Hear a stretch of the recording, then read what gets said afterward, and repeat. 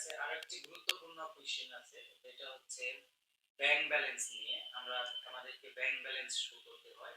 তো এটা কিভাবে আমরা রেডি করতে পারি বা কিভাবে দেখাবো? কিভাবে দেখালে বা কোন ওয়েতে দেখালে ভিসা পাওয়ার চান্স বেশি থাকে বা এটার রিকোয়ারমেন্ট গুলো কি, কি? এগুলো যদি একটু ক্লিয়ার করতেন।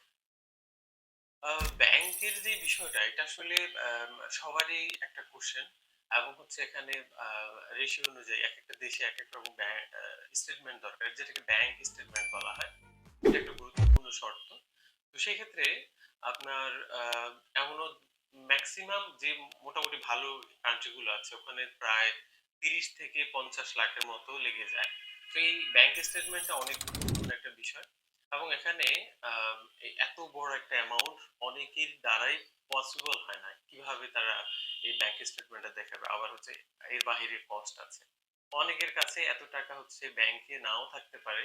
এটা একটা প্রবলেম।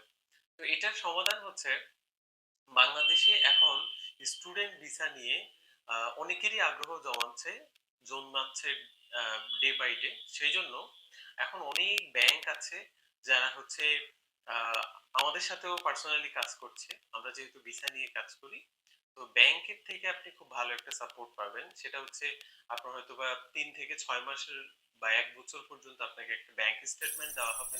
সেক্ষেত্রে ক্রাইটেরিয়াটা আমরা সরাসরি বুঝিয়ে দিব। আপাতত আমি একটা ধারণা দিচ্ছি। সাপোজ ধরেন আপনার আহ, একটা এফডিআর করতে হবে অথবা তাদের কাছে একটা ডিপোজিট করতে হবে 5 লাখ টাকার মতো।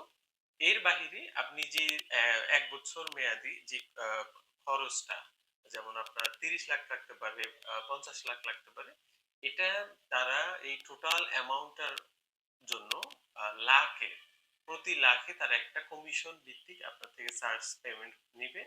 এর মাধ্যমে আপনাকে মূলত ব্যাংক স্টেটমেন্টটা দেওয়া হবে। সো এটা যদি 1 কোটি টাকাও হয়, এটা সমস্যা নেই। ব্যাংক স্টেটমেন্ট আপনি পাবেন, কিন্তু এটার জন্য আপনাকে অবশ্যই আপনাকে কমিশন দিতে হবে ব্যাংকে।